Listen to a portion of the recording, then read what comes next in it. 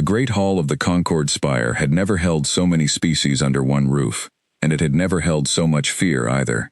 Delegates from 100 worlds sat in rings of light, their translators humming, their eyes fixed on the burning star map that hung above the center of the room. Red lines cut across it like wounds. Two colors fought for control of that map now, and everyone in the room understood what those colors meant. War had come to the galaxy, and it had come to stay.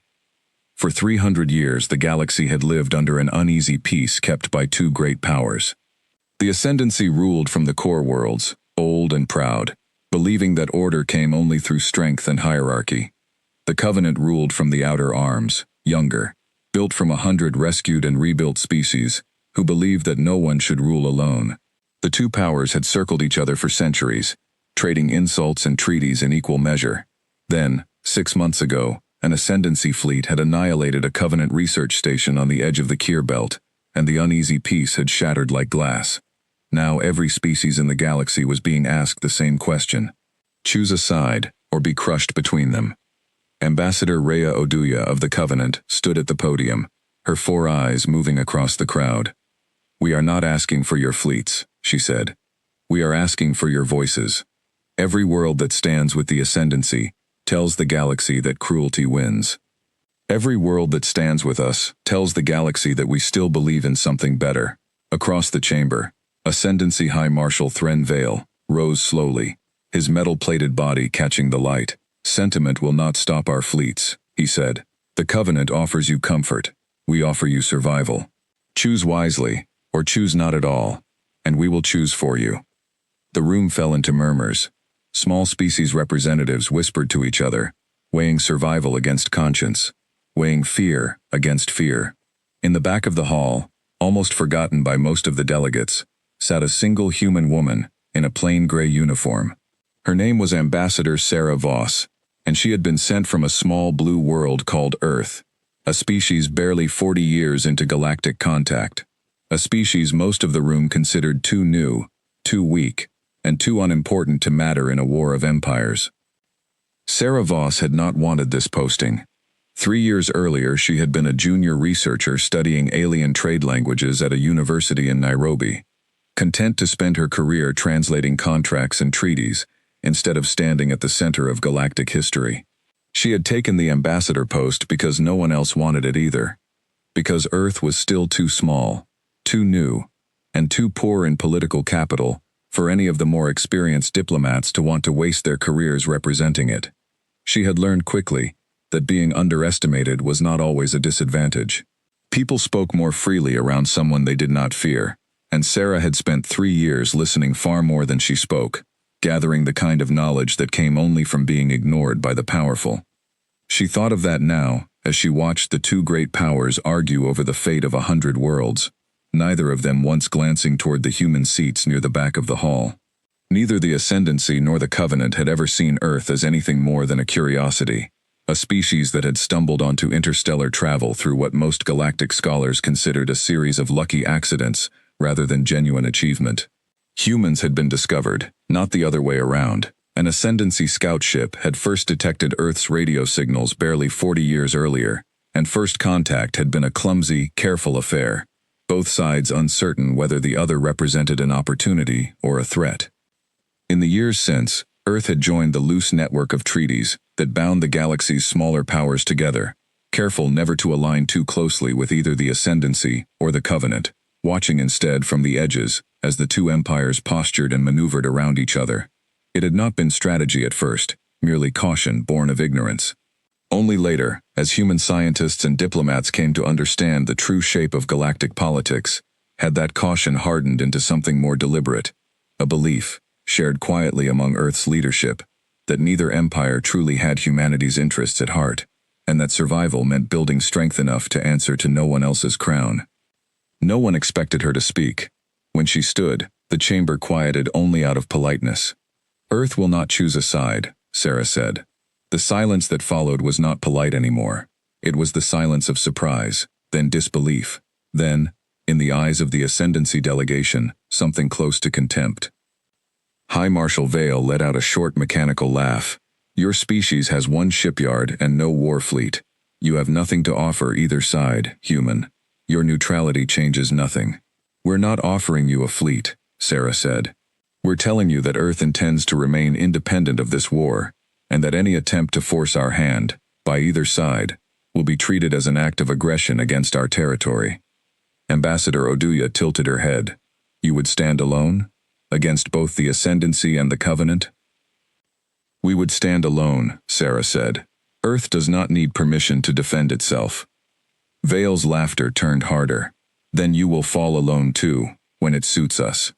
Sarah did not flinch. You're welcome to test that theory, Marshal, but I'd think carefully before you do. She did not explain further. She did not need to.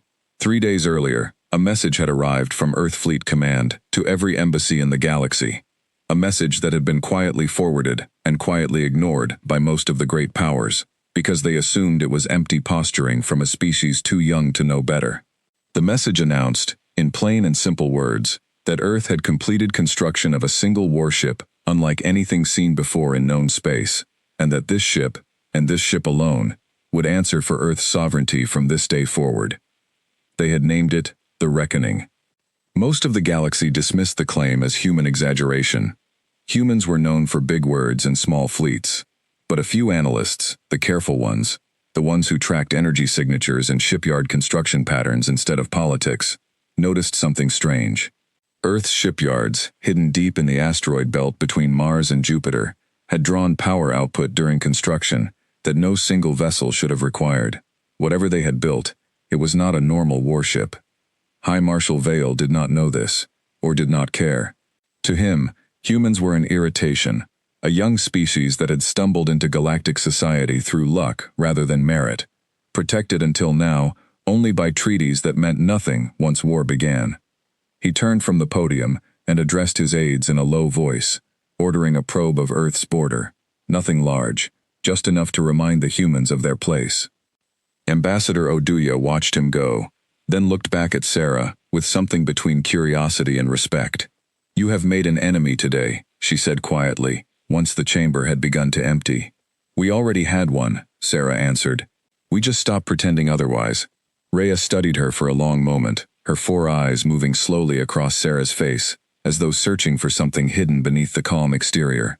May I ask you something honestly, Ambassador? Off the record, as your species says. Go ahead. Do you believe this ship of yours can truly stand against a great power's fleet, or is this simply the desperate bluff of a young species with nothing left to lose? Sarah considered the question carefully before answering. She had asked herself the same thing more times than she could count during the long council debates back on Earth, lying awake at night, wondering whether humanity's stubborn pride had led it to build something that would ultimately get its own people killed. I believe, she said finally, that we would rather find out the hard way than live the rest of our history taking orders from someone else's empire. Whether that makes us brave or foolish, I suppose the galaxy will decide for us. Rhea offered something that might have been a smile, though her alien features made it difficult to be certain. That is either the wisest thing I have heard in this chamber in a decade, or the most dangerous, perhaps both.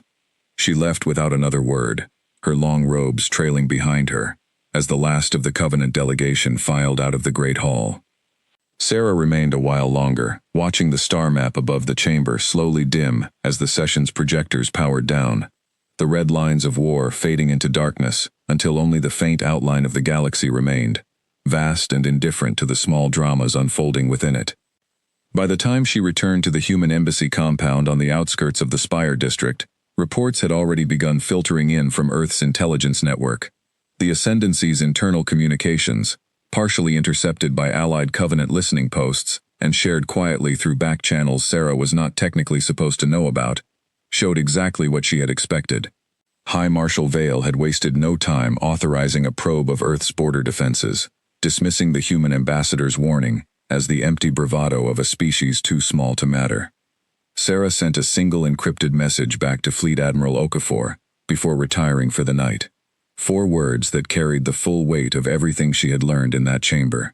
They will test us soon. Far from the Concord Spire, deep in the outer edge of Earth's solar system, a ship drifted in silence between the orbit of Neptune and the cold dark beyond. It was long and black, its hull plated in a material that ate light instead of reflecting it, its surface broken only by faint blue lines that pulsed like a heartbeat. It was 3 kilometers from bow to stern, larger than any single Ascendancy dreadnought, though its size was the least remarkable thing about it. Inside, in a command deck lit by soft white light, Captain Elena Cross sat with her boots up on the console, reading old paper books because she liked the smell of pages better than the glow of a screen. She was 51 years old, silver-haired, quiet, the kind of woman who had spent so long in space that gravity felt like a suggestion rather than a rule. Around her, a crew of 43 men and women worked their stations, most of them veterans of Earth's small early defense fleet, all of them hand-picked, all of them sworn to a secrecy so absolute that even their own families believed they served on a research vessel studying comet formation. "Command traffic," said Ensign Marcus Webb from the communications station. "Concord Spire session just ended." Ambassador Voss gave the statement. Elena closed her book. "How'd it go?" "About as well as we expected." The Ascendancy Marshal laughed at us. "Good," Elena said. "Let him laugh. It's cheaper than him thinking." She rose from her seat and walked to the viewport, looking out at the endless black studded with the far light of distant suns. Somewhere out there, fleets numbering in the thousands were arranging themselves into 2 great walls preparing to smash into each other. Somewhere out there, entire species who had never asked for war were being told to pick a side or die on the fence between them. And somewhere out there, Earth had just told both sides no. It had not been an easy decision. Elena remembered the arguments in the council chamber back on Earth, the long nights when generals and scientists and diplomats had argued over what kind of galaxy humanity wanted to live in. Some had wanted to join the Covenant, drawn by its promise of shared strength among many small species. Others had wanted the safety of aligning with the Ascendancy, believing that power protected better than principle. In the end, it was neither argument that won. It was a simple, stubborn idea that had lived in the human spirit since the first tribes learned to build walls, that Earth belonged to no empire and would kneel to no crown, human or alien. The reckoning existed because of that idea. It had been built in secret over 12 years, using knowledge gathered from 3 sources that no one outside a small circle of scientists knew about. The first was human ingenuity, decades of theoretical physics that had never found a practical use until war became a real threat. The second was salvaged Ascendancy technology, recovered from a derelict warship that had drifted into the outer solar system a decade earlier, damaged beyond repair, its systems picked apart piece by Earth engineers, hungry to understand what real interstellar weapons looked like. The third, and the strangest, was something far older, an artifact recovered from beneath the ice of Europa, a fragment of technology that predated every known species in the galaxy, technology that no one, not even the ship's own engineers, fully understood. The reckoning was not simply a warship. It was humanity's answer to every threat it could imagine, built quietly, built desperately, built because Earth had learned early in its short galactic life that kindness alone did not keep a species alive. The project had begun in the tense years after first contact, when human scientists realized how far behind the galaxy's older powers they truly were. Early treaties had protected Earth for a while, backed by the fragile balance of power between the Ascendancy and the Covenant, each side wary of provoking the other by moving too aggressively against a neutral species. But Earth's leaders had never trusted that balance to hold forever. Empires rose, and empires broke their word, and a species with no fleet of its own would always be at the mercy of whichever side decided the rules no longer applied. So a small group of scientists, engineers, and military officers had begun a project so secret that even most of Earth's own government did not know its full scope. They called it Project Anchor Point, a name chosen deliberately to suggest something that held steady, rather than something that struck first. For 12 years, hidden shipyards deep in the asteroid belt worked around the clock, drawing on human physics that had never before found a practical application, on salvaged wreckage from a derelict Ascendancy warship that had drifted into the outer solar system a decade earlier, and on the strange, ancient fragment recovered from beneath the ice of Europa by a robotic survey mission that had stumbled upon it entirely by accident. No one, not even the physicists who had spent years studying it, fully understood what that fragment was, or which long-vanished civilization had built it. It did not respond to any instrument in any way its discoverers expected. It simply existed, humming with an energy that defied every equation humanity possessed, until engineers finally learned, through years of careful and often dangerous experimentation, how to build a ship around it, rather than fully control it. The result was the reckoning, part human ingenuity, part alien salvage, part mystery older than any known species in the galaxy. Elena had commanded it for 2 years now. She had never fired its main weapons in anger. She hoped, quietly, that she never would. "Captain," Webb said again, picking up a contact. "Ascendancy Patrol Group, 3 cruisers, entering the outer system boundary near Kuiper Station." Elena's jaw tightened. "Time to intercept?" 40 minutes if they hold course." "They're testing us," Elena murmured. "Vale doesn't waste time." She turned to her crew. "Bring the ship to alert status. No weapons hot, not yet. Let's see what they actually want before we decide what to do about it." The Reckoning's engines came alive with a low hum that seemed to vibrate through the deck itself, through the walls, through the bones of everyone aboard. Blue light spread along the ship's spine, and for the first time in months, the great vessel began to move with purpose. At Kuiper Station, a small outpost manned by 12 Earth scientists studying comet trajectories, alarms had already begun to sound. Dr. Amara Singh watched from the observation deck as 3 Ascendancy cruisers dropped out of warp less than 10,000 kilometers from the station, their hulls sleek and silver, their weapon ports already glowing with charge. She had never seen an alien warship this close before. It was beautiful, in a cold, terrible way, and she understood immediately that it had not come to talk. "Station to Earth Fleet Command," she said into the comm, her voice shaking only slightly. "We have 3 unidentified warships on approach. Requesting immediate." The channel cut out, replaced by another voice, cold and amused, speaking through a universal translator with the flat tone of someone used to being obeyed. "Kuiper Station. This is Ascendancy Patrol Group 7. You are within a contested border zone. Power down your defenses and prepare for boarding, or be destroyed." Amara's blood went cold. Kuiper Station had no defenses beyond a handful of point defense turrets, meant for stray debris. It was not a military installation. It was 12 civilians and a coffee machine that had never worked properly. "This station is a civilian research post," she said. "We are not a military target." "You are within Earth space," the voice answered.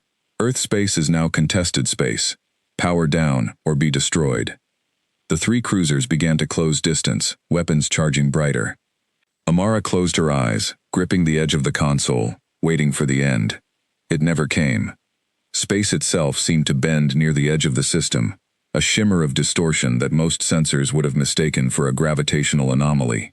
Then, silently, without fanfare, without a single warning shot, the reckoning arrived. It did not look impressive at first glance to anyone unfamiliar with its true nature. It was simply a long black shape sliding into position between the Ascendancy cruisers and the tiny station, its blue lines pulsing faster now, like a predator's heartbeat quickening at the scent of prey. But the moment it appeared, every sensor aboard the 3 Ascendancy cruisers screamed a warning that their crews had never heard before.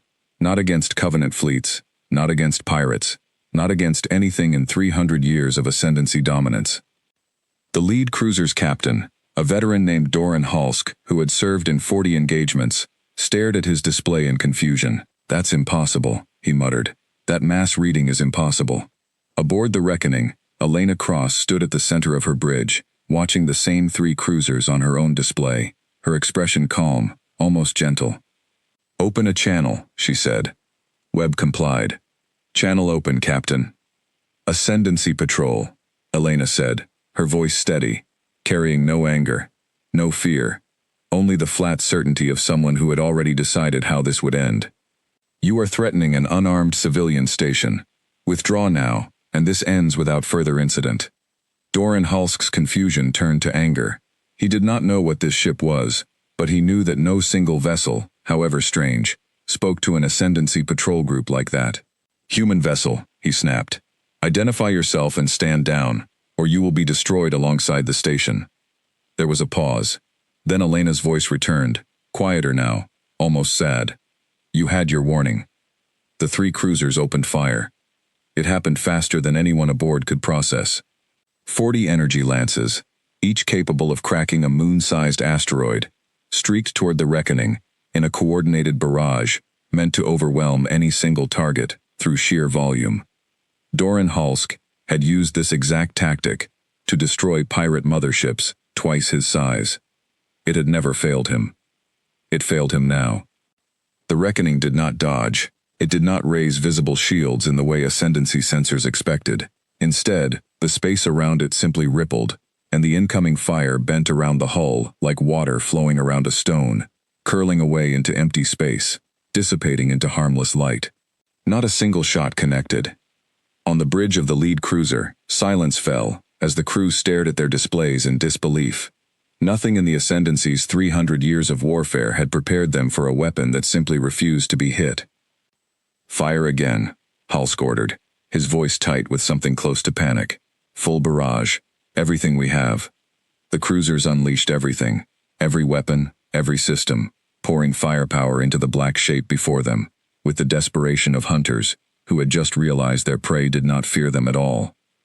The reckoning drifted closer through the storm of fire, untouched, unbothered, its blue lines pulsing brighter and brighter until they burned like a captured star.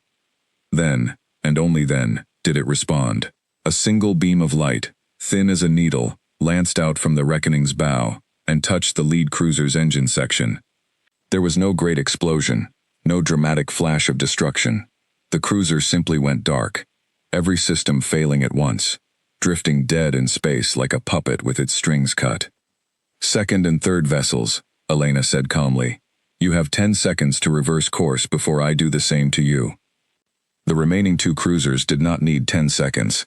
They needed less than 3 before their engines flared and they turned, fleeing back toward Ascendancy space at maximum burn, leaving their disabled companion drifting helplessly behind them.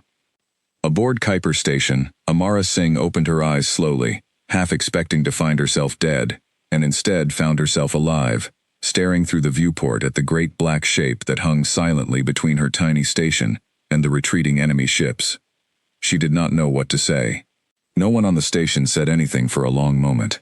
They simply watched, in stunned silence, as the ship that had just saved their lives turned slowly and began escorting the disabled cruiser toward a safe distance, refusing even now to destroy an enemy that no longer posed a threat. Word of the encounter spread through the galaxy within hours, distorted and exaggerated with every retelling, until no one quite agreed on what had actually happened at Kuiper Station, except for one simple fact that could not be denied. A single human ship had faced 3 Ascendancy cruisers, had taken their full firepower without damage, and had disabled one without destroying it, a mercy that unsettled the Ascendancy far more than outright victory would have. At the Concord Spire, High Marshal Thren Vale received the report in silence, his metal fingers tightening on the edge of his console until the metal groaned. Ambassador Rhea Oduya, informed separately by her own intelligence network, allowed herself the smallest of smiles, the kind that came from watching an old certainty crumble in real time. And on Earth, in a quiet control room, buried deep beneath the mountains of Colorado, Fleet Admiral James Okafor watched the same footage on repeat, his expression unreadable, his mind already turning toward the harder questions that would follow. Earth had just told the galaxy it would stand alone. Now the galaxy knew exactly what that meant. The war had not ended. It had only just begun to notice them. News of Kuiper Station moved through the galaxy the way fire moves through dry grass, fast, hungry, and impossible to stop once it started. Within a week, every major news network from the Ascendancy Core to the farthest Covenant colony had run some version of the story, though the details shifted depending on who told it. Ascendancy broadcasts called it a lucky ambush, a trick of unknown technology that would not work twice. Covenant broadcasts called it a miracle, proof that even the smallest species could stand against tyranny.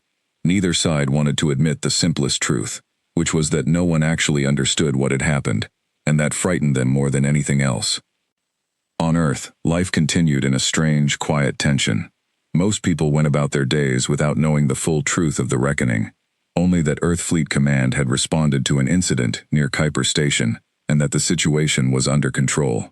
Fleet Admiral James Okafor made sure of that. Too much panic, he believed, was as dangerous as too little caution. He kept the details tight within a small circle, the President of the Earth Council, the Joint Chiefs, Ambassador Sarah Voss, and Captain Elena Cross herself. It was Okafor who called the meeting 3 days after the Kuiper incident, gathering that same small circle in a secure room beneath the Rocky Mountains, walls lined with rock and steel, thick enough to survive a direct orbital strike. Sarah Voss arrived last, her face still carrying the exhaustion of 3 days of non-stop diplomatic calls from furious ambassadors demanding explanations Earth was not ready to give. "They want to know what we have," Sarah said, dropping into her chair. "Every embassy that ignored us 2 weeks ago is suddenly very interested in a meeting." "Let them wonder," Okafor said. "The moment they understand the reckoning, they'll stop wondering and start planning. Right now, uncertainty protects us better than any weapon." "Uncertainty doesn't protect Kuiper Station's 12 scientists who nearly died because we let a patrol group get close enough to threaten them," Sarah said. "We need a clearer doctrine, James. What is Earth's line? What triggers the reckoning? And what doesn't?" Okafor looked toward the far end of the table, where Elena Cross sat quietly, still in her worn gray uniform, looking more tired than anyone in the room despite having done the least talking. "Captain," he said, "you were there. What's your read?" Elena considered the question carefully before answering. "The line is simple," she said. "Anyone who threatens Earth territory, Earth citizens, or Earth allies gets one warning. If they don't stand down, they get stopped. Not destroyed, if it can be helped. Stopped." "Why not destroyed?" asked General Priya Nair, arms crossed, unconvinced. "We just showed the galaxy we can end an ascendancy patrol group in seconds. Mercy might look like weakness to people used to strength-winning wars." "Mercy is the point," Sarah said before Elena could answer. "We're not trying to win a war. We're trying to stay out of one, while making it too costly for anyone to drag us in. If we start killing crews wholesale, we become exactly what both sides expect from a species with a weapon like that, a threat to be neutralized before it grows. If we show restraint, we become something harder to justify attacking, a power that only responds to aggression, and responds proportionally." Okafor nodded slowly. "The captain and the ambassador agree then. Restraint is strategy, not softness." Nair still looked skeptical, but she said nothing further. In truth, everyone in that room understood the deeper fear beneath the argument. The reckoning was one ship. Extraordinary, yes, seemingly untouchable in its first true test, but one ship still, crewed by 43 human beings who could die like anyone else if the right weapon ever found its mark. Earth had built something powerful enough to make 2 galactic empires pause, but not something so powerful that mistakes came without cost. Elena knew this better than anyone. She had felt it in her own chest during the encounter at Kuiper Station, that strange mixture of confidence in her ship and fear for her crew, the two feelings tangled together every time alarms sounded. The Reckoning's strange technology, drawn from that ancient fragment recovered beneath the ice of Europa, was not fully understood, even by the scientists who had built the ship around it. It worked. It worked remarkably well. But no one could say with total certainty what its limits were, or what might one day exceed them. General Nair leaned forward, unwilling to let the matter drop entirely. "There's a deeper problem than doctrine," she said. "Every species in this galaxy is going to want to know how we built that ship. Some will ask nicely, others won't. We need to think about what happens when someone decides the easiest way to level the playing field isn't diplomacy, but theft. We've already tightened security around the shipyards," Okafor said. "Anchor Point's records are compartmentalized so thoroughly that no single person outside this room knows the full picture of how the core actually functions. Even Halden Voss, who oversees its daily operation, doesn't have complete access to the original research. That won't stop everyone," Nair said. "It will only slow down the ones who are careless." Sarah folded her hands on the table. "Then we accept that risk, because the alternative is worse. If we hide behind walls of secrecy so high that we can't even explain ourselves to the galaxy, we become exactly the kind of paranoid, closed-off power both empires already expect small species to be. Openness, up to a point, is part of what makes people trust us instead of fear us." "Trust didn't stop Vale's cruisers from threatening Kuiper Station," Nair pointed out. "No," Sarah admitted, "but it may be what stops the next commander from trying the same thing twice." Okafor let the debate settle before speaking again, his voice carrying the quiet authority of a man who had spent 30 years balancing military caution against political necessity. We'll refine the doctrine as we go. For now, Captain Cross has the right instinct. Warn first. Disable, not destroy, whenever the choice exists. And Priya, increase security around Anchor Point's remaining research sites, quietly. No public panic, but no unnecessary risk either. There's something else, Elena said quietly, once the doctrine discussion had wound down. The scientists monitoring the Europa core say the energy signature spiked during the encounter. Not dangerously, but noticeably. They want more data before we engage again. More data means more encounters, Okafor said grimly. And more encounters are coming, whether we want them or not. He was right. 2 weeks after the Kuiper incident, a Covenant diplomatic ship requested emergency clearance to enter Earth space, claiming urgent business. Sarah Voss, suspicious but curious, granted limited access, escorting the vessel personally, with a small honor guard from Earth Fleet. The ship that arrived was modest by galactic standards, carrying only a small crew and a single passenger, Ambassador Rhea Oduya herself. "You've come a long way for a conversation," Sarah said, greeting her in a private meeting room aboard Earth's orbital station. "I've come because my superiors do not yet understand what happened at Kuiper Station, and neither do the Ascendancies," Rhea said. "But I understand something else. Whatever weapon you built it out of fear, not ambition. That makes you different from every other species I have negotiated with in 300 years. Is that a compliment or a warning?" Sarah asked. "Both," Rhea said. "The Covenant does not wish Earth as an enemy. We would welcome you as an ally, though I suspect you will refuse that too, given how firmly your ambassador spoke at the Spire." "We will," Sarah confirmed. "Earth doesn't want to trade one master for another, even a kinder one." "A fair answer," Rhea said, settling into the chair across from Sarah, with the careful stillness of someone used to long negotiations. "Tell me something, Ambassador. Your species is young. You have no history of galactic war, no experience managing an empire, no old grudges carried across centuries the way the Ascendancy and my own people do. Why choose isolation over the safety of numbers? Every other small species I have met in this war has begged for the protection of one great power or another." Sarah considered the question for a long moment before answering honestly. "Because we've read our own history," she said. "Every time in our past when one nation offered protection to a smaller one, it eventually asked for something in return: land, loyalty, resources, obedience. Sometimes it took decades. Sometimes it took a single generation. But it always happened eventually. We didn't want to repeat that mistake on a galactic scale before we'd even had the chance to grow into ourselves." "A cynical view of alliance," Rhea observed. "Maybe," Sarah said, "or maybe just an honest one. We'd rather be poor and free than rich and owned." Rhea was quiet for a moment, and when she spoke again, her voice carried a rare note of something like admiration. "The Covenant was built on a similar idea, once, long before my time, a promise that no species within it would ever be treated as lesser than another. I would like to believe we still hold to that promise. But empires drift, Ambassador, even well-intentioned ones.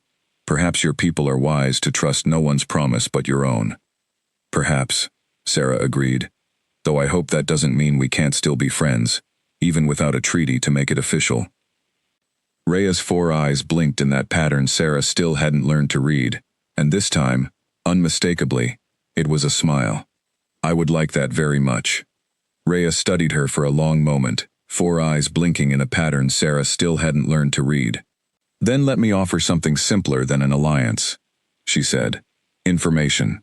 The Ascendancy will not let this go quietly. High Marshal Vale has requested authorization to send a full battle fleet to your border. Not a patrol group, a fleet, to determine the true nature of your weapon, through direct confrontation if necessary. My sources say the authorization is likely to be granted within the month." Sarah felt a chill settle over her despite the warmth of the station's air. "Why tell us this?" "Because a war between the Ascendancy and Earth benefits no one but the Ascendancy's enemies," Rhea said simply. "And because I would rather see you survive than see you crushed for the crime of refusing to kneel." After Rhea's ship departed, Sarah brought the warning directly to Okafor and the Council. The response was immediate and quiet. A scramble of preparation, disguised as routine exercises, to avoid alarming the public. The Reckoning was moved from its usual patrol route near Neptune, to a position closer to the inner solar system, ready to respond faster if the warning proved true. Elena Cross spent the following weeks running her crew through drills they had never needed in real combat before. Simulations of fleet engagements, far larger than the one at Kuiper Station. During one of these drills, deep in the ship's systems lab, Chief Engineer Dr. Halden Voss, no relation to Sarah despite the shared name, called Elena down to review something troubling in the ship's core readings. The Europa fragment's output has been climbing steadily since Kuiper, Halden said, gesturing at a wall of data scrolling past faster than any human eye could read comfortably. Not dramatically, but steadily. It's like the core learned something from that encounter, and hasn't stopped adjusting since. Learned something? Elena repeated. You're saying the core is adaptive. I'm saying I don't fully know what the core is, Halden admitted, and there was an honesty in his voice that unsettled Elena more than any technical jargon could have. We built the ship around it. We didn't build it. Whatever species left that fragment beneath Europa's ice, they understood physics we're still guessing at. Every time we push the reckoning into a real fight, we learn a little more about what it can do. I don't know if that's a good thing, or a very slow-burning problem. Elena stared at the shifting data for a long moment. Keep watching it, she said finally. And Halden, if it ever does something you don't expect, tell me immediately. No delays. No double-checking first. Understood, Captain. The weeks that followed passed in a strange, tense quiet, the kind that settles over a room before a storm breaks. Earth continued its diplomacy, continued its quiet preparations, continued pretending to the wider public that all was well, even as its leaders watched the stars for signs of the fleet Rhea Oduya had warned them about. Aboard the Reckoning, Elena used the time to push her crew harder than she ever had before, running simulation after simulation of fleet-scale engagements, testing formations and tactics against scenarios far larger than anything the ship had actually faced. She brought in veteran officers from Earth's small conventional fleet to help refine boarding defense procedures, in case the Ascendancy attempted something other than direct bombardment. She spent long hours with Halden Voss poring over the data collected at Kuiper Station, trying to understand exactly how the core's strange field had bent incoming fire away from the hull, and whether that same effect could be relied upon against a much larger volume of attacks. It's not a shield in any sense we'd normally use the word, Halden explained one evening in the systems lab, gesturing at a three-dimensional model of the field's behavior projected above his console. A shield absorbs or reflects energy. This bends the space the energy is traveling through. It's closer to gravity than to any weapons technology we understand, which means its limits aren't about how much energy it can absorb, they're about how much space it can bend at once, and for how long. And we don't know that number, Elena said.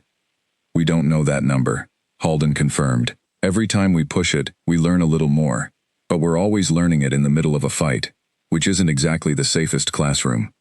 Elena spent the rare quiet evenings walking the length of her ship, checking in with crew members at every station, not because she doubted their competence, but because she understood that a crew facing an uncertain future needed to see their captain among them, rather than isolated behind a closed bridge door. She spoke with the youngest members of her crew, some barely into their 20s, recruited from Earth's small academies, because they had shown an aptitude for the strange, half-understood systems the ship relied upon. She spoke with the oldest, veterans of skirmishes, long before the Reckoning existed, who had seen enough of war to know that no ship, however powerful, guaranteed survival. "Are we ready, Captain?" one young ensign asked her one evening, barely masking the fear in her voice. Elena considered lying, offering the kind of easy reassurance that officers sometimes gave to steady, nervous crews. She decided against it.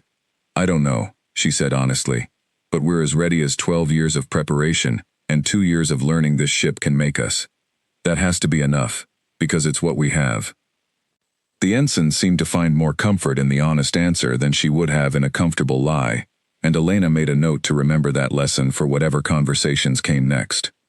The fleet came on a gray morning in early spring, though of course there was no true morning in the void beyond the orbit of Mars where Earth's sensors first detected it. 41 Ascendancy warships dropped out of warp in a tight formation, just beyond the edge of Earth's declared territorial boundary, their combined mass dwarfing anything humanity had ever built before the Reckoning. At the center of the formation flew the flagship Ascendant Glory, a vessel 5 kilometers long, its hull bristling with weapons arrays, and its bridge occupied by High Marshal Thrin Vale himself. Aboard the Reckoning, alarms sounded through every corridor as Elena Cross took her seat at the command station, her crew moving with the practiced calm of people who had drilled for this exact moment more times than they could count, even if none of them had truly believed it would come this soon. 41 ships, Webb reported, his voice tight but controlled. That's not a patrol group, Captain. That's a war fleet. I can see that, Elena said quietly. She opened a direct channel toward the Ascendant Glory, before anyone else could act first. Ascendancy Fleet, this is Captain Elena Cross, of the Earth vessel Reckoning. You are approaching Earth's declared territorial boundary, with a force far exceeding any reasonable diplomatic escort. State your intentions. The reply came quickly, and it carried High Marshal Vale's voice, cold and satisfied. My intentions are simple, Captain. 3 cruisers embarrassed the Ascendancy at Kuiper Station. I have come to correct that embarrassment personally, and to determine, once and for all, whether your species' weapon is a genuine threat or a fortunate accident. Either way, the outcome serves my purpose. Surrender your ship for inspection, and no harm will come to your homeworld. Refuse, and I will bring this entire fleet to bear until the question is settled. Elena's hands remained steady on the console, though her heart beat harder than she let show in her voice. You want to know what this ship can do against one target, Marshal. You're about to find out what it can do against 41. Then let us begin, Vale said, and the channel closed. Back on Earth, in the underground command center, Okafor watched the sensor feed with Sarah Voss and General Nair at his side, all 3 of them silent, all 3 of them aware that the next hour would decide far more than the fate of a single ship. Bring the planetary defense grid to full alert, Okafor ordered quietly. If the Reckoning falls, we need every gun we have ready, though God knows it won't be enough against a fleet that size. It won't come to that, Sarah said, though her voice wavered slightly with a fear she rarely allowed herself to show. Elena won't let it come to that. Aboard the Reckoning, Elena took a slow breath and addressed her crew, her voice carrying through every deck of the ship. Listen to me. We did not build this ship to conquer anyone. We built it because we were tired of being told what we were allowed to be. Today, 41 ships have come to test that. We are not going to give them an easy answer. She turned to Halden Voss, who stood ready at the core monitoring station, sweat visible on his brow despite the cool air of the bridge. Halden, talk to me. Core output climbing, he said. It's responding to the size of the threat already, Captain. I don't know how, but it knows what's coming. Elena nodded once, feeling something settle inside her. Not quite courage, not quite fear, but the strange calm that came from having no other choice but forward. Then let's not disappoint it, she said. All hands, brace for engagement. Forward thrusters, take us out to meet them. The Reckoning's engines flared to life, blue light spreading along its hull like veins catching fire, and the great black ship moved forward alone, to meet a fleet 41 warships strong, carrying on its shoulders the full weight of a species that had chosen, against every expectation of the galaxy around it, to stand and not kneel. Behind it, unseen by any sensor yet, Earth held its breath. The distance between the Reckoning and the Ascendancy fleet closed slowly, the way distances in space always do, giving everyone involved far too much time to think about what was coming. Elena Cross stood at the center of her bridge, watching 41 warships arrange themselves into a wide crescent formation designed to surround a single target from every angle. It was a tactic built for certainty, the kind of formation a commander used when he expected to win, not when he feared losing. They're not being subtle, Webb said from the communication station. That formation is meant to box us in completely. No clean escape vector. They're not planning on us escaping, Elena said. Marshal Vale wants an answer today, one way or another. She thought of the words Rhea Oduya had shared with Sarah weeks earlier. A war between the Ascendancy and Earth benefits no one but the Ascendancy's enemies. Elena understood now what that meant in practice. Vale was gambling his own reputation on this fleet. If the Reckoning proved to be a fluke, a lucky trick that could not stand against real numbers, he would return home a hero who had put the arrogant humans back in their place. If it proved to be something more, he would still have learned enough to prepare the Ascendancy's next move. Either way, in his mind, he could not lose. Elena intended to prove him wrong on both counts. Halden, she said, status on the core. Stable, but active. Halden Voss reported from his station, eyes locked on scrolling data. It's already adjusting for the size of the incoming force. I still don't fully understand the mechanism, Captain, but it seems to scale its output based on the threat it detects. 41 ships is a much bigger threat than 3 cruisers. Good, Elena said. Let's hope it scales fast enough. She walked the length of the bridge slowly, pausing at each station to meet the eyes of the officers stationed there, some of whom had served with her since the Reckoning's first shakedown cruise 2 years earlier. Others who had joined more recently, drawn from Earth's small conventional fleet by reputation alone. She saw fear in some faces, and something closer to grim determination in others, and she understood both reactions equally well, because she carried a version of each herself. Whatever happens today, she said quietly, more to herself than to anyone listening, we do this the way we said we would. Restraint where we can offer it, strength where we can't avoid it. Weapons Officer Daniel Reyes, a broad-shouldered man who had spent 15 years in Earth's small orbital defense corps before being selected for the Reckoning's crew, gave a short nod from his station. Understood, Captain. Targeting solutions are already prioritizing engine and weapon systems over hull critical strikes, same as last time. Good man, Elena said, and moved on.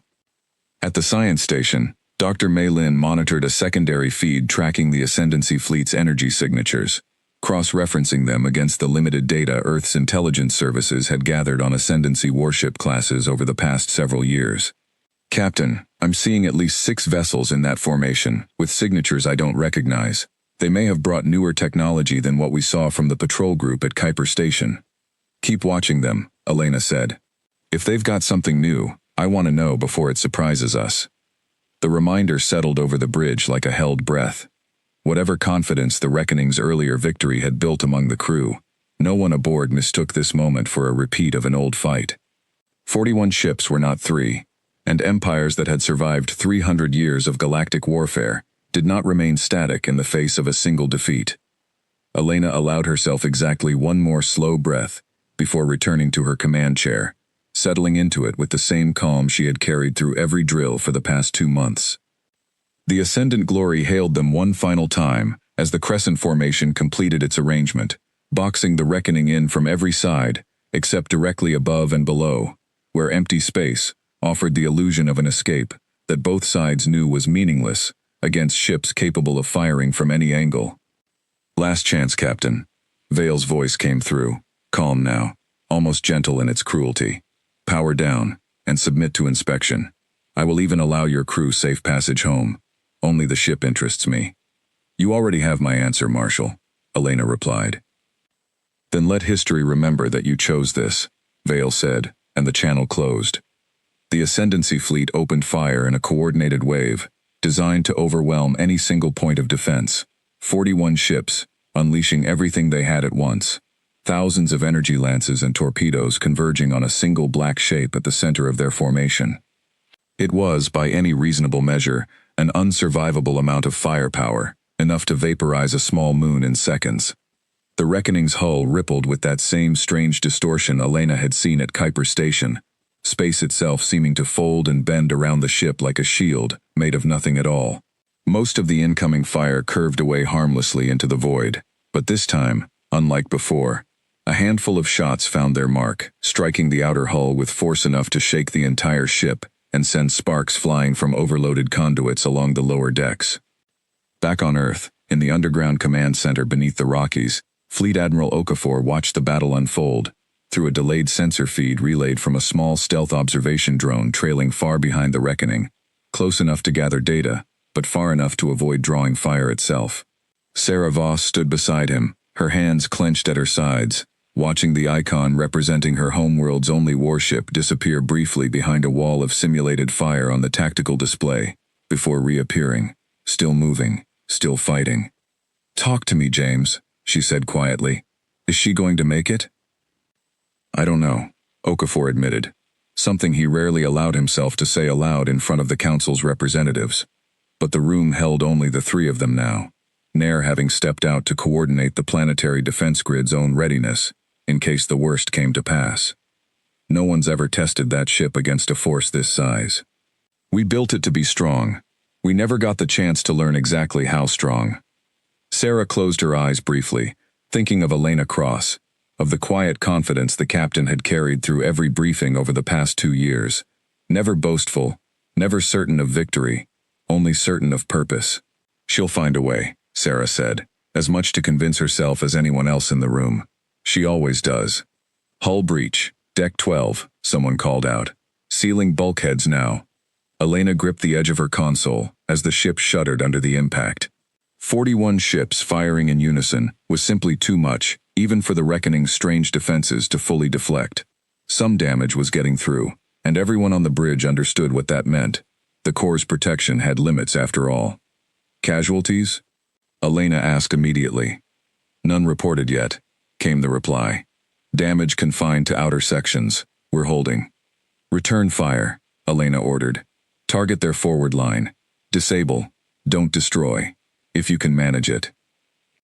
The Reckoning's own weapons activated, needle-thin beams of concentrated energy lancing out toward the nearest Ascendancy cruisers with terrifying precision. 3 ships went dark within seconds, their engines and weapon systems disabled cleanly. Their crews shaken but alive. It was exactly the kind of restraint Elena had promised, proof that Earth's power was not the same as Earth's cruelty. But 3 ships out of 41 was a small dent in an overwhelming force, and Vale's fleet adjusted quickly, spreading their formation wider to avoid presenting easy targets, while continuing to pour fire into the Reckoning from every direction. The black ship shuddered again and again under the barrage, its blue lines flaring brighter with every impact absorbed. The strange core beneath its hull working harder than it ever had before to keep the crew alive. In the systems lab, Halden Voss watched numbers climb past every threshold his simulations had ever predicted, his hands trembling slightly on the console. "Captain, the core is drawing more power than we've ever measured. I don't know how much longer it can keep scaling like this." Elena glanced briefly at the tactical display, watching 3 more small green icons flicker and go dark as additional Ascendancy cruisers lost power under the Reckoning's precise strikes, and weighed that small progress against the much larger red mass still surrounding her ship. 41 had become 38, a number that felt almost meaningless against the scale of the fight still unfolding. "Then we make this fast," Elena said, and turned to her weapons officer. "Target the Ascendant Glory directly. If we can force Vale's flagship to retreat, the rest of the fleet may follow." It was a gamble, striking at the heart of the formation, rather than picking off ships at the edges, but Elena had learned enough about command hierarchies among the Ascendancy to know that pride ran through their entire structure like a spine. If Vale's own ship suffered a visible, undeniable defeat, his authority over the fleet would crack, and cracked authority often ended battles faster than raw firepower ever could. The Reckoning surged forward through the crescent formation, weaving between incoming fire with a grace that should have been impossible for a ship its size, its blue lines burning so brightly now that they lit up the hulls of nearby Ascendancy cruisers like a second sun rising among the stars. Elena watched her own ship's telemetry with something between awe and fear, aware that she was witnessing capabilities the Reckoning had never displayed before, capabilities that even its own engineers had not fully anticipated. As the Reckoning closed distance on the Ascendant Glory, the flagship's own defenses came alive, powerful shields flaring around its 5-kilometer hull, weapons batteries built specifically to counter capital ship engagements swinging to bear on the approaching threat. Vale himself stood on his bridge, watching the human vessel approach with a grim, focused expression, finally understanding that whatever this ship was, it was not the accident he had hoped it would be. "All weapons, concentrate fire on the approaching vessel," Vale ordered. "I want that ship stopped before it reaches optimal range." The Ascendant Glory unleashed everything it had, a barrage powerful enough to have ended most engagements in Ascendancy history within seconds. The Reckoning absorbed the impact, its hull groaning under the strain, sparks and alarms filling every corridor as the crew held their positions through sheer discipline and trust in their captain. "Core output critical," Halden called out, voice raised now over the noise of alarms. "Captain, if we push it any further, I can't guarantee what happens next." Elena weighed the warning against the battle unfolding before her, 41 ships still firing, her own crew's lives balanced against an unknown risk buried in ancient alien technology no human fully understood. She made her choice in the space of a single breath. Divert everything we have into the next strike. she ordered. One shot, aimed at their forward shield generators. If this doesn't work, we fall back and regroup. The Reckoning's weapons charged with a light so intense it briefly outshone the distant sun itself, drawing power from every system aboard the ship, funneling it all into a single devastating beam that lanced out and struck the Ascendant Glory's shields with the force of a small star. The flagship's defenses held for exactly 4 seconds before collapsing entirely, the beam continuing forward to strike the hull itself, tearing through armor plating that had never before been breached in 300 years of Ascendancy warfare. The Ascendant Glory reeled from the impact, secondary explosions rippling along its hull as internal systems failed under the strain. It did not explode. It did not die. But it went dark across half its length, drifting now more than flying, its weapons falling silent one by one, as crews scrambled to contain the damage. Silence fell across the battlefield, as the remaining Ascendancy ships, seeing their flagship crippled, hesitated for the first time since the engagement began. Aboard the Reckoning, alarms still blared through every corridor, damage reports still streaming in from a dozen different sections, but the ship remained intact, its crew shaken but alive, its captain standing at the center of the bridge with her hands gripping the console tightly enough to turn her knuckles white.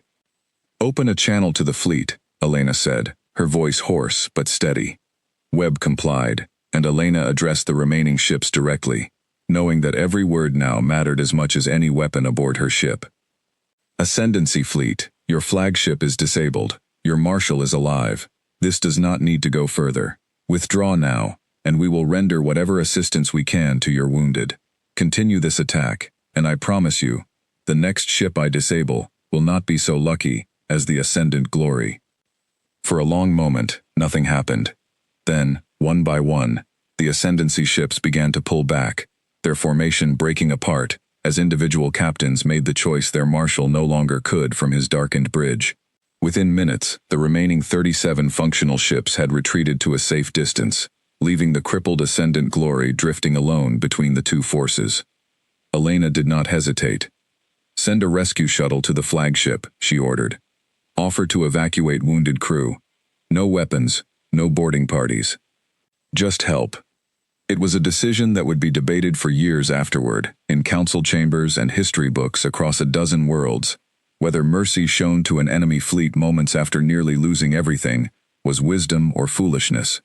But Elena did not think of it in those terms, as she watched the shuttle depart. She thought only of the 12 scientists at Kuiper Station who had nearly died weeks earlier, and of her own crew, shaken but alive, and of the simple truth that had guided humanity's choice from the very beginning of this war. Strength without mercy was just another word for the tyranny Earth had refused to join. Aboard the rescue shuttle, the young Earth medic assigned to the mission, a woman named Corporal Angela Diaz, who had trained for exactly this kind of emergency response but never expected to use those skills on an enemy crew, worked quickly and carefully alongside Ascendancy medical staff, who watched her with a mixture of suspicion and reluctant gratitude. She said little, focusing instead on the work in front of her, treating burns and fractures with the same steady hands she would have used on any patient, human or otherwise.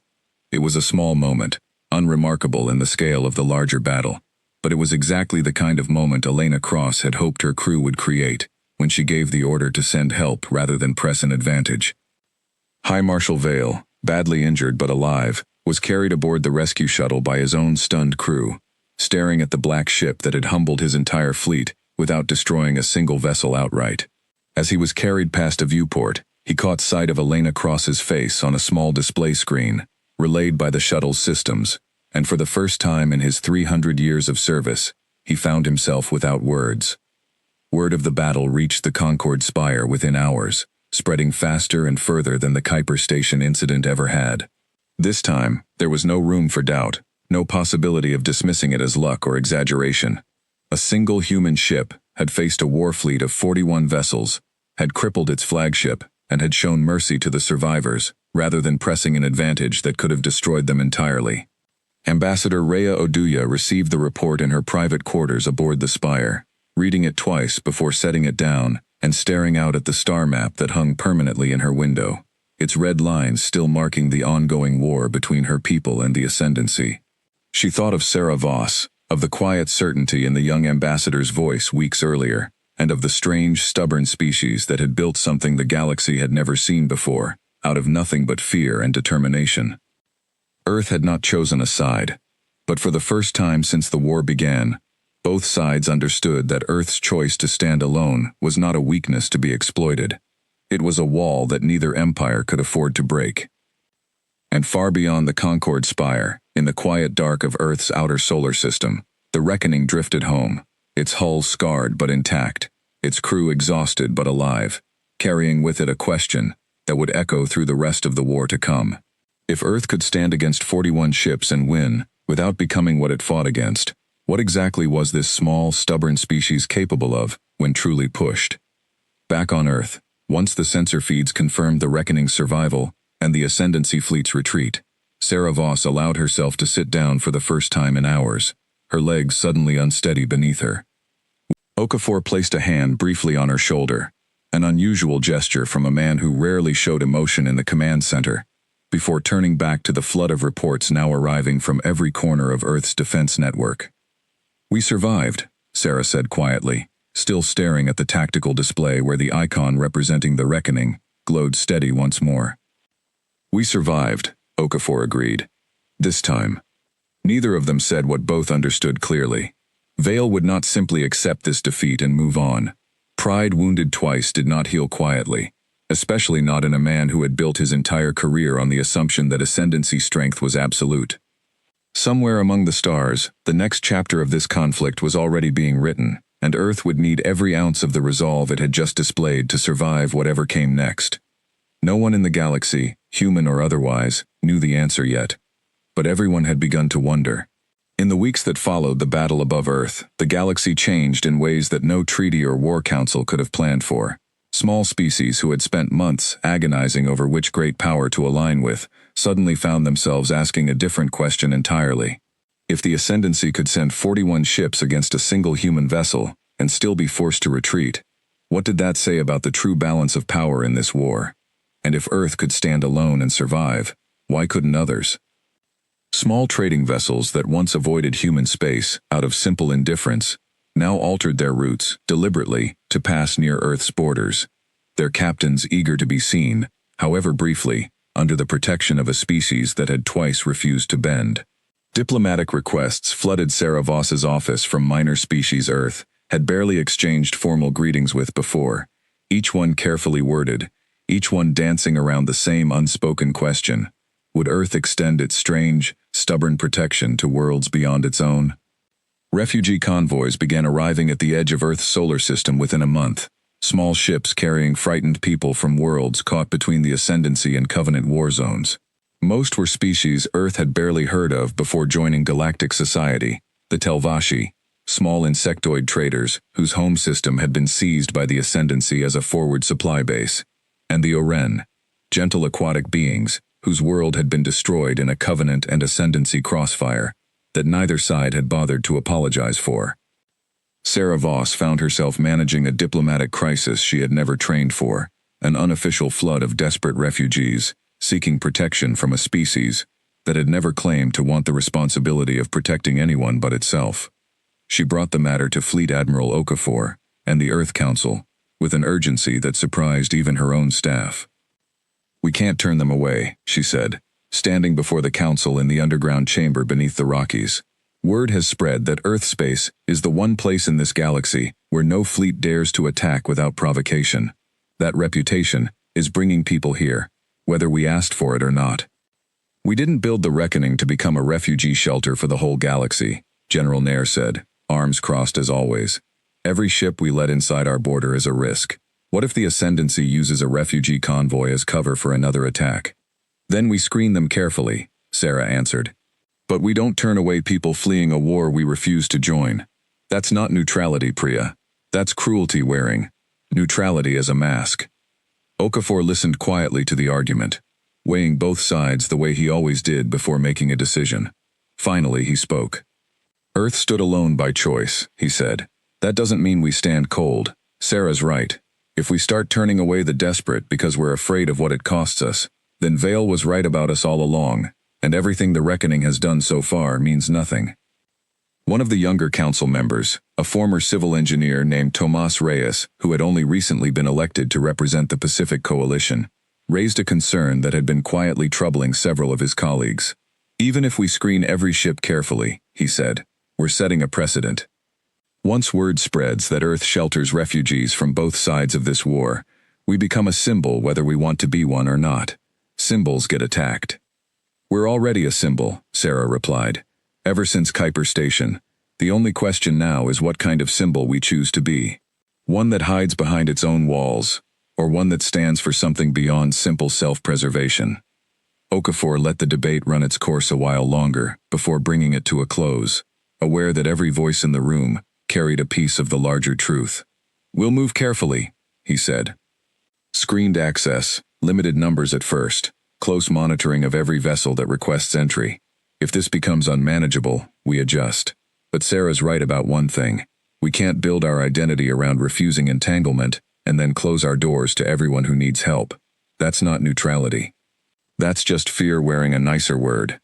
The decision was made to establish a screened refugee protocol, allowing vetted ships from smaller species safe passage into Earth's outer system, offering shelter and supplies while carefully avoiding any formal alliance that might drag Earth deeper into the war.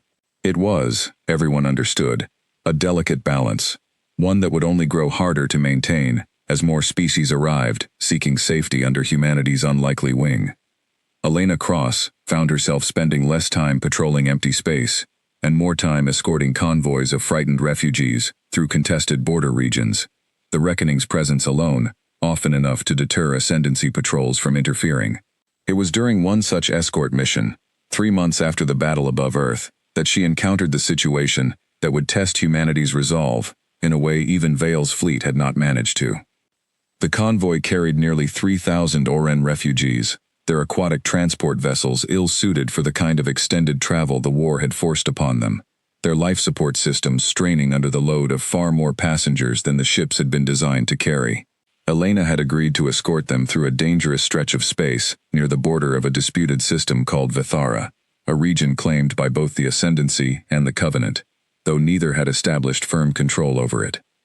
It was there, in the crowded, contested dark of Vithara's outer belt, that a Covenant strike force intercepted them, not to attack the refugees, but to demand something else entirely.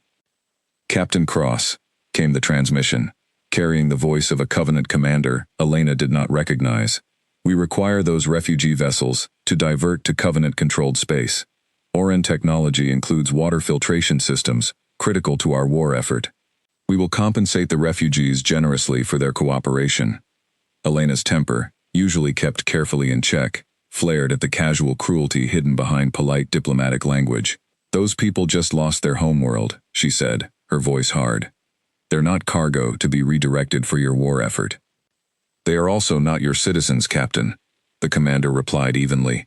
Earth's neutrality does not extend protection to species outside your own.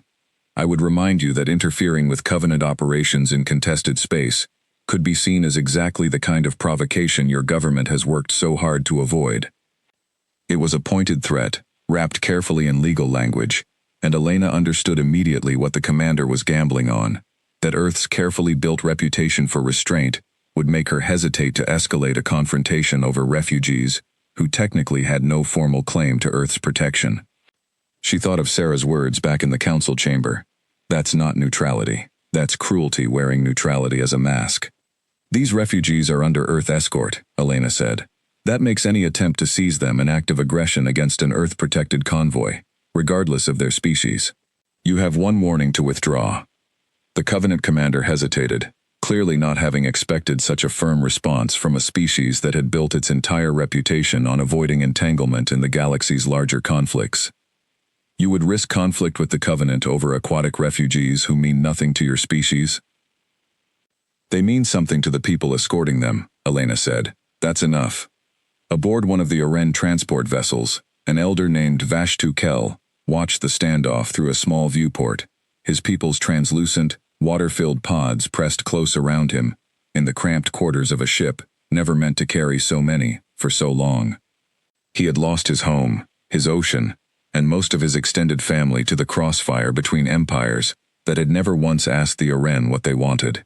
Now he watched a single human vessel refuse to let his people become bargaining chips in yet another empire's calculations, and something in his ancient, weary heart allowed itself, cautiously, to hope.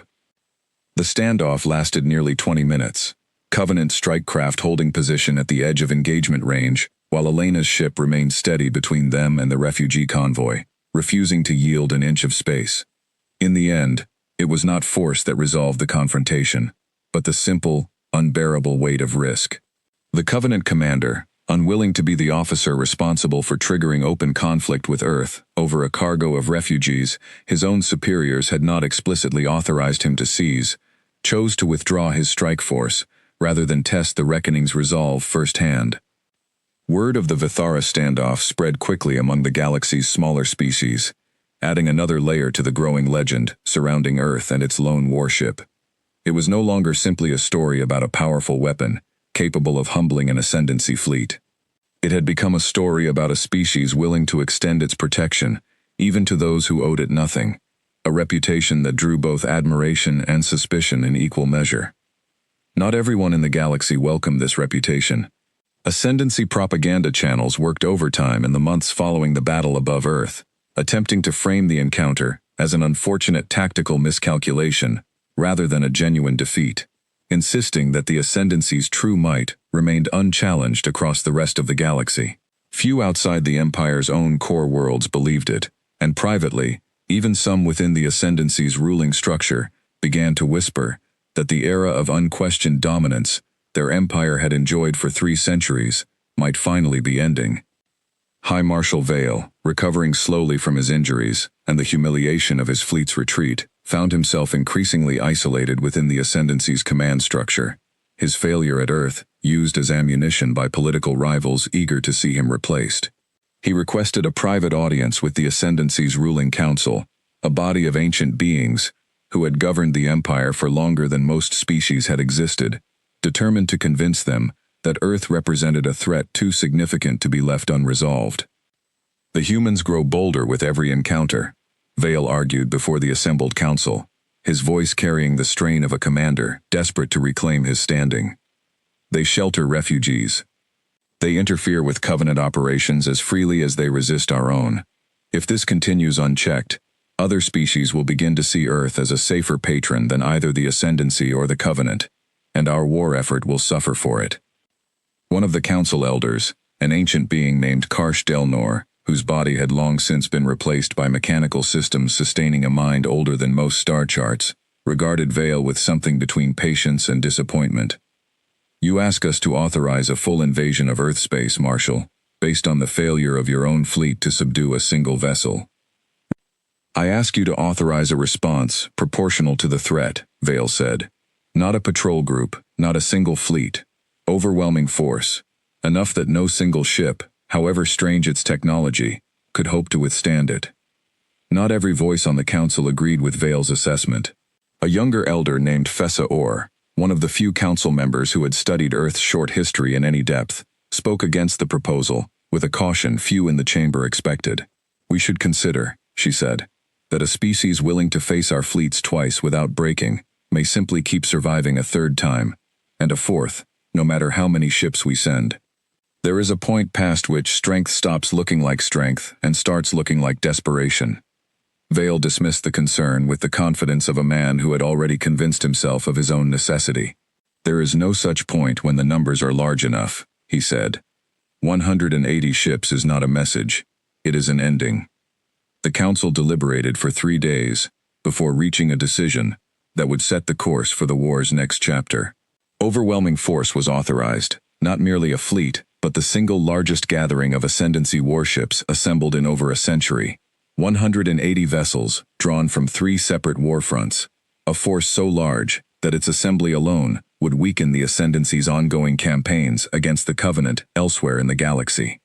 It was a gamble born of wounded pride as much as strategic calculation, and word of its assembly reached Earth through an unlikely source. Ambassador Rhea Oduya, whose intelligence network had grown more attentive to Ascendancy movements since her first visit to Earth, sent a private message to Sarah Voss, carrying grave news. They are gathering everything, the message read. 180 ships, more than I have ever seen assembled in one place. Vale means to end the question of Earth once and for all, regardless of the cost to his own empire's other fronts. I do not know if even your ship can withstand a force this size. Prepare yourselves, Ambassador. Whatever comes next will decide far more than the fate of one system. Sarah brought the message directly to Okafor and Elena Cross, gathering them once again in the underground chamber that had become the unofficial heart of Earth's quiet, desperate war effort. The room was quieter than usual as they absorbed the number. 180 ships, a force that dwarfed even the fleet the Reckoning had faced above Earth just months before. Can the ship handle that? Okafor asked, looking directly at Elena. Elena thought of Halden Voss's warnings during the last battle, the core drawing more power than any simulation had predicted, adjusting and scaling in ways no one fully understood.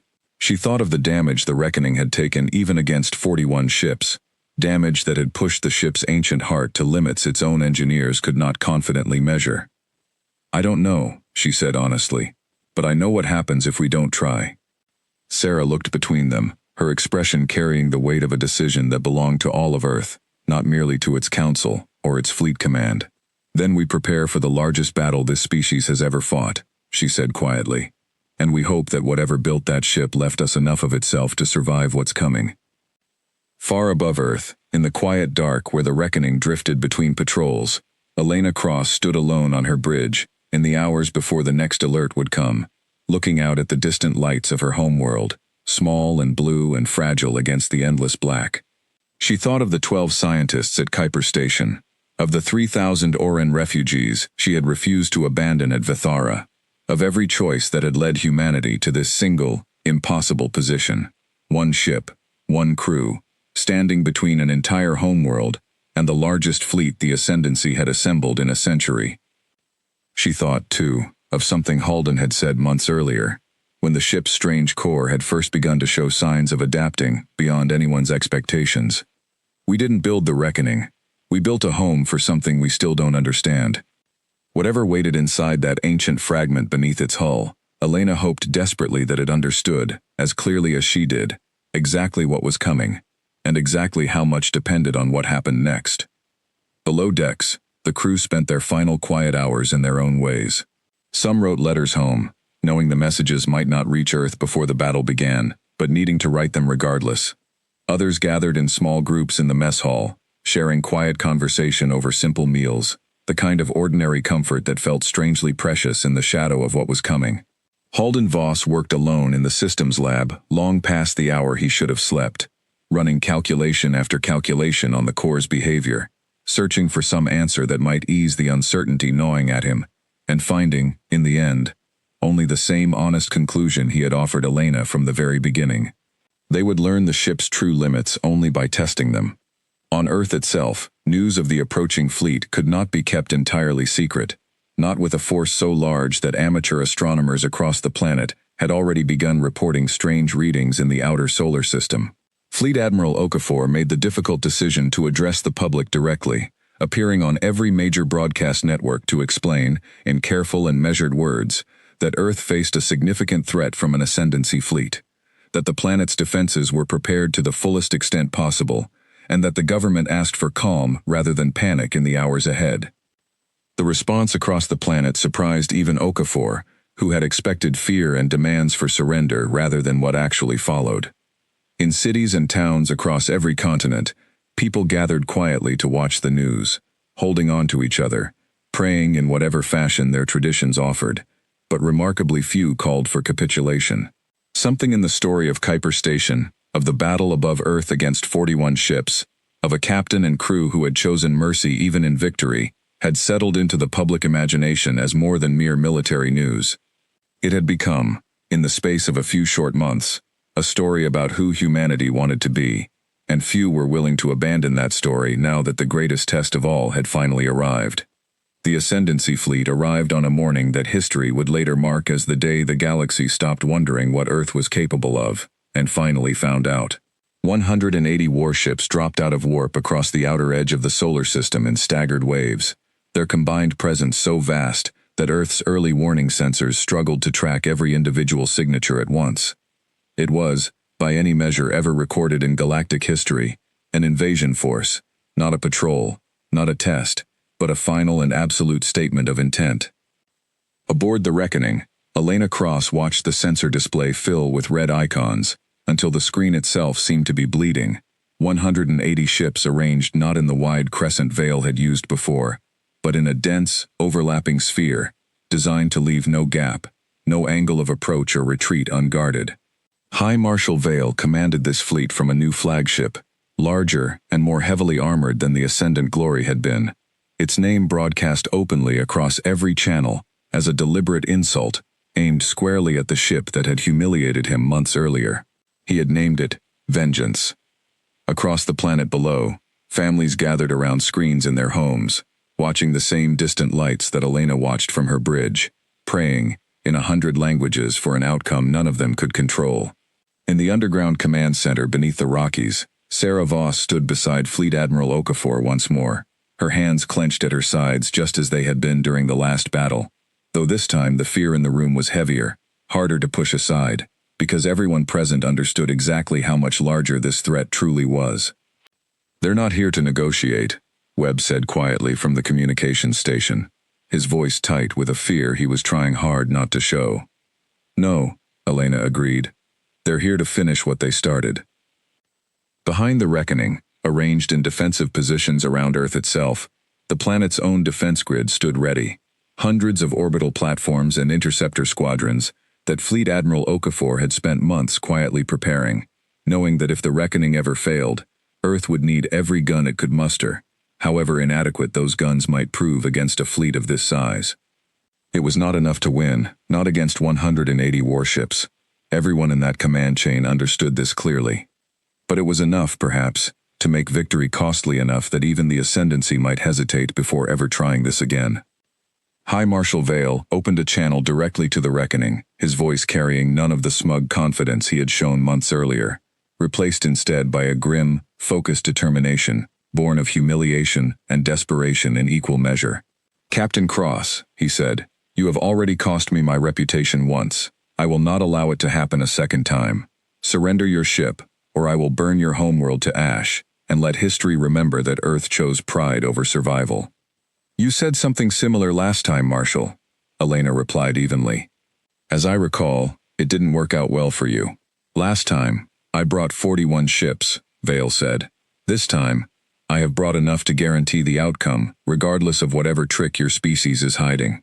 "Then let's find out," Elena said, and closed the channel. She glanced briefly toward the science station, where Dr. Mei Lin was already cross-referencing the new fleet's energy signatures against every scrap of data gathered from the previous engagement.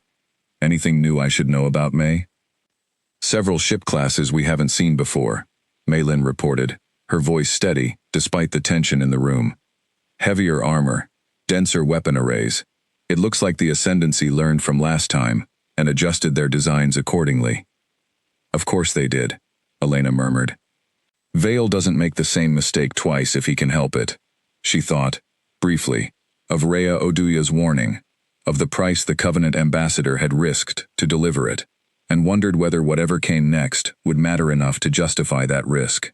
There was no time to dwell on the thought. The fleet was already closing, and every second spent in reflection was a second not spent preparing. She turned to her crew, 43 men and women, who had trained for this moment without ever truly believing it would come, their faces carrying the same mixture of fear and resolve that she felt in her own chest. "Listen to me," she said, her voice carrying through every deck of the ship. "This is not the battle we hoped to avoid, but it is the battle we prepared for. We are not fighting today because we want an empire.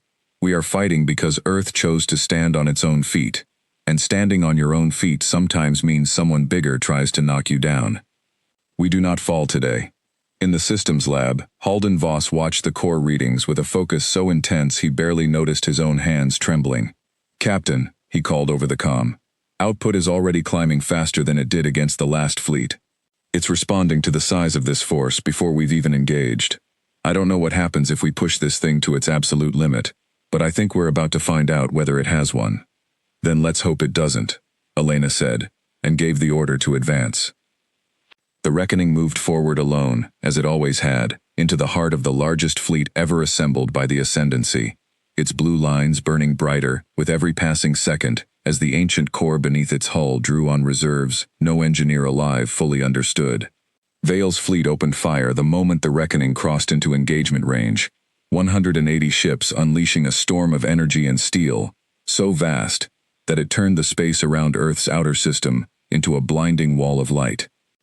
The Reckoning's defenses bent and rippled around the incoming barrage, deflecting most of it into the void, but this time, the sheer volume overwhelmed even the ship's strange abilities more thoroughly than it ever had before. Impacts shook the vessel violently, hull plates buckling under strain, entire sections losing power, as damage control teams fought desperately to contain fires and hull breaches across a dozen decks at once. "We're taking heavy damage across sections 4 through 9, came a report over the comm, voice strained with urgency. Casualties reported in engineering. Elena's chest tightened at the word casualties, the first her ship had suffered in any engagement, but she forced herself to focus on the battle unfolding before her, rather than the fear clawing at the edges of her mind. "Return fire," she ordered. "Concentrate on their forward line, same tactic as before. Disable what we can." The Reckoning's weapons lanced out with the same terrifying precision it had shown at Kuiper Station and above Earth months earlier, disabling ship after ship with surgical strikes aimed at engines and weapons systems rather than outright destruction. But 180 ships was simply too many targets for even the Reckoning's extraordinary capabilities to address quickly enough, and for every vessel disabled, a dozen more continued pouring fire into the beleaguered ship at the center of Vale's formation. It was Halden Voss who first noticed the change in the core's behavior, a shift so subtle that at first he thought it was a sensor malfunction. "Captain," he said, his voice carrying a strange mixture of fear and awe, "the core isn't just scaling anymore. It's reaching out. I'm reading energy signatures extending beyond our own hull, into the surrounding space." "Reaching out how?" Elena demanded. Before Halden could answer, the answer became visible on every display across the bridge. The strange distortion that had always surrounded the Reckoning's hull, bending incoming fire away like water around stone, began expanding outward, no longer confined to the ship itself, but spreading in a slowly growing sphere that encompassed not only the Reckoning, but the damaged Earth defense platforms positioned nearby, their weakened shields suddenly strengthening under an influence none of their own engineers had provided. "It's protecting them," Halden said, disbelief clear in his voice. "The core is extending its field to cover the defense grid. I don't know how, Captain. I don't know why now instead of before, but it's happening." Elena stared at the display for a long moment, understanding settling over her slowly, like a puzzle piece finally clicking into place after months of uncertainty. The ancient fragment beneath Europa's ice, the technology no human fully understood, had been built by some long-vanished species for a purpose far greater than deflecting the fire of a single enemy ship. It had been built, perhaps, to protect a whole world. "Captain," Webb called out. "Signal from Ascendancy flagship. They're diverting fire toward the defense platforms directly, trying to get around our field before it stabilizes." "Then we don't let them," Elena said, and turned to her helm officer. "Take us between the flagship and the defense grid. Full power to the field, Halden. Whatever it needs, give it." "Captain, if I push it any further, I genuinely don't know what happens to the ship," Halden warned, his voice tight with fear. "Then we'll find out together," Elena said. "Do it." The Reckoning surged forward, placing itself directly between the Vengeance and Earth's weakened defense grid, its blue lines now burning so brightly that the entire ship seemed wreathed in captured starlight, visible even from the surface of Earth itself, where millions of people who had never known the truth of their own government's secret weapon looked up in wonder and fear at a light in their sky that outshone the morning sun. Vale, watching from his own bridge as his fleet's coordinated assault continued to be deflected, disabled, and turned back by a single ship burning brighter with every passing minute, felt something he had not felt in 300 years of service to the Ascendancy. Doubt so profound, it bordered on despair. "Continue the assault," he ordered, though his voice had lost the certainty it once carried. "Concentrate everything on that one ship. It cannot hold forever." He was, in the end, both right and wrong. The Reckoning could not hold forever, but it did not need to hold forever. It needed only to hold long enough. 3 hours into the battle, with dozens of Ascendancy ships disabled and drifting, with the Reckoning's own hull scarred and battered but somehow, impossibly, still standing, a new set of sensor contacts appeared at the edge of the system, arriving not from Ascendancy space, but from the direction of Covenant territory. Ambassador Rhea Oduya, watching the battle unfold through her own intelligence network with growing alarm, had made a decision that would reshape the galaxy's understanding of Earth's place within it. A Covenant relief fleet, smaller than Veil's overwhelming force but formidable nonetheless, arrived not to fight alongside Earth as an ally, but to make a simple, pointed statement to the Ascendancy fleet still locked in battle. Rhea's voice carried across every open channel in the system, calm and clear despite the chaos surrounding it. "High Marshal Veil," she said, "the Covenant does not fight this battle for Earth. We fight it because we will not allow the Ascendancy to grow strong enough, through this conquest, to threaten our own borders unchecked. Withdraw now, or face a war on two fronts you cannot win." It was not mercy that made the difference in that final hour, nor even the Reckoning's extraordinary defense, but the simple, unavoidable calculus of war. Veil's fleet, already battered and reduced by nearly a third of its original strength, could not realistically hope to defeat both the Reckoning's impossible defenses and a fresh Covenant fleet at the same time. High Marshal Veil, standing on the bridge of his crippled flagship, faced the same choice that had ended his first campaign against Earth months earlier, and this time, there was no pride left to argue against retreat. "Withdraw," he said quietly, the word costing him more than any wound ever had.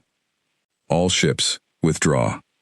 The remaining Ascendancy fleet pulled back slowly, leaving behind dozens of disabled vessels that the Reckoning's crew, exhausted and wounded, but still following the same principles that had guided them from the very beginning, moved quickly to assist rather than destroy.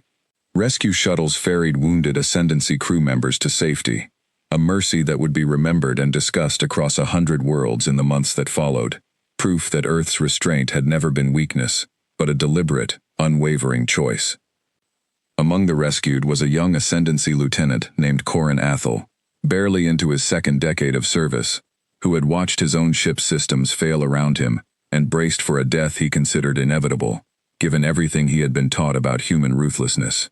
Instead, he found himself pulled from a drifting escape pod by a human medical shuttle crew, who treated his injuries with the same care they might have shown their own wounded.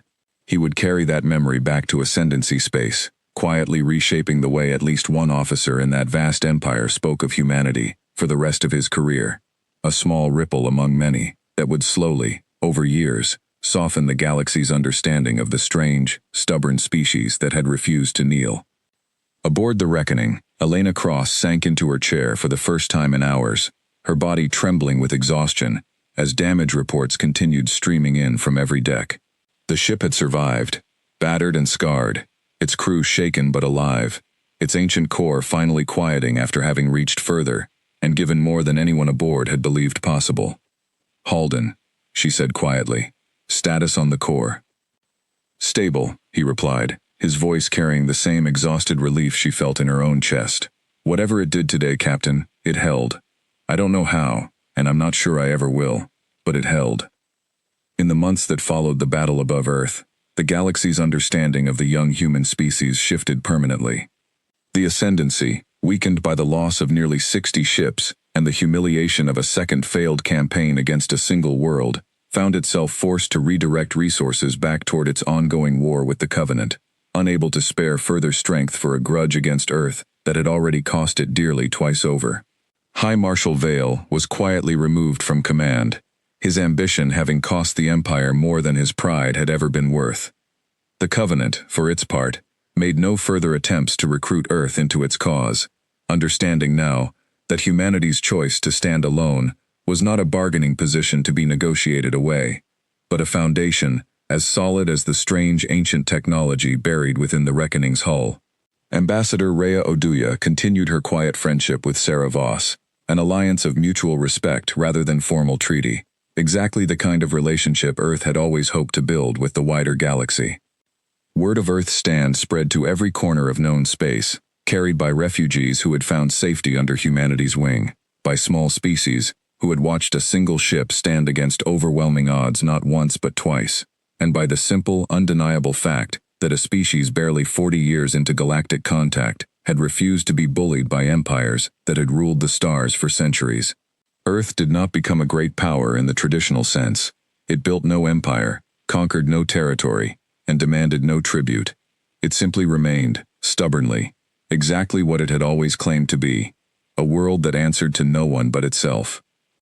Sarah Voss returned to the Concord Spire several months after the battle, standing once more at the same podium where she had first declared Earth's intention to stand alone. This time, the chamber did not fall into disbelief or contempt when she spoke. Delegates from a dozen new species, drawn by the story of Earth's stand, listened with genuine attention as she reaffirmed humanity's position, not as a threat to either great power, but as a simple, unmovable fact of galactic life going forward. Earth does not seek an empire, she told the assembled hall. We do not ask other worlds to fight our battles, and we will not fight theirs in return, save where cruelty leaves us no honest choice but to answer it. We ask only to be left to grow into whatever we are meant to become, on our own terms, in our own time. Ambassador Rhea Oduya, seated once more in the Covenant section of the chamber, allowed herself a small, private smile as she listened, remembering a quiet conversation months earlier about cynicism and honesty, about empires that drifted from their own best promises. Whatever else the galaxy's long war eventually produced, she suspected humanity's stubborn independence would remain one of its more interesting outcomes. Elena Cross continued to command the reckoning for many years afterward, though the ship's most desperate battles were, for a long while, behind it. The galaxy had learned, at great cost to those who doubted it, that Earth's choice to stand alone was not a weakness to be exploited, but a truth to be respected. And deep within the reckoning's hull, the ancient fragment recovered from beneath Europa's ice continued its quiet, mysterious work, understood by no one fully, trusted by everyone who had watched it hold the line when everything else seemed lost. The war between the Ascendancy and the Covenant would continue for years after that final battle above Earth, reshaping borders and alliances across the galaxy in ways no one could have fully predicted.